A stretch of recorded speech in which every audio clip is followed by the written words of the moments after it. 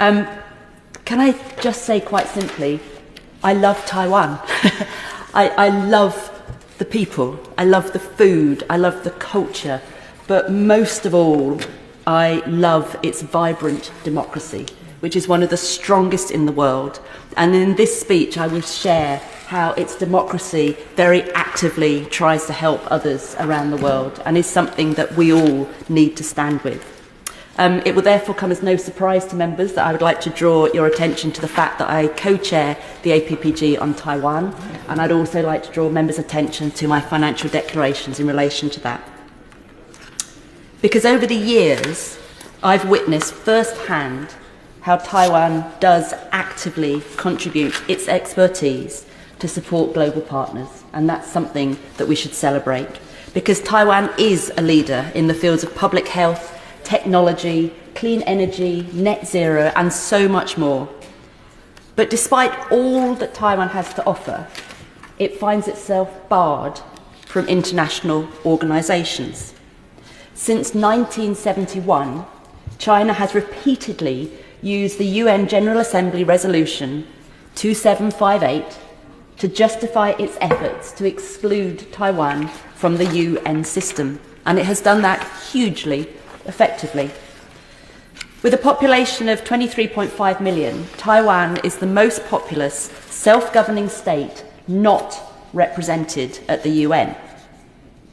This exclusion undermines critical global cooperation efforts around particularly public health, climate change, and the realisation of the Sustainable Development Goals. Take, for example, SDG 3, promoting good health and well-being. Taiwan maintained some of the lowest case rates in the world throughout the COVID-19 pandemic. As it gained notable successes suppressing the spread of the virus, its exclusion from the World Health Organization meant that it was unable to share this expertise to the world. The official record shows that when the resolution was passed 53 years ago, its intent was merely to make a judgment on who should take up China's seat at the UN. That's it. The resolution bears no mention at all of Taiwan. It does not state that Taiwan is part of the PRC, nor does it ascribe any right for China to represent Taiwan in the UN system. And most importantly, there is no evidence that the resolution establishes, as a matter of international law, the One China principle. For all of these reasons, the resolution cannot be used as a reasonable justification to preclude Taiwan from international organisations. And as parliamentarians, we must do all that we can to contest the narrative that China's territorial claim over Taiwan is a settled issue. It is not. It is not an issue at all. China has no sovereign right over Taiwan. Resolution 2758 is one of the many grey zones used by China to encroach on Taiwan's sovereignty, and we mustn't collude with that.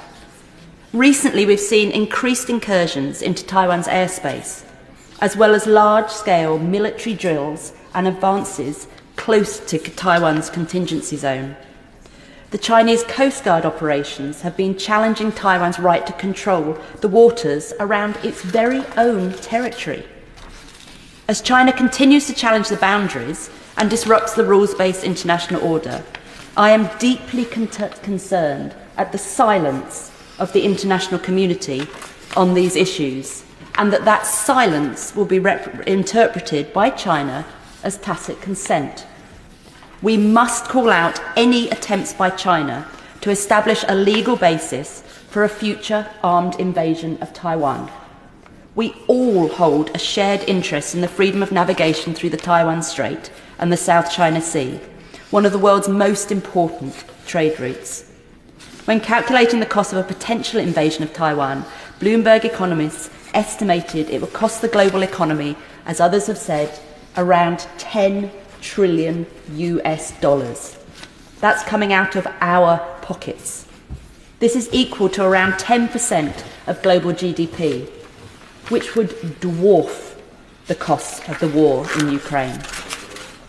Safeguarding the Taiwan Strait and protecting the rules-based order is within our national as well as our international interest.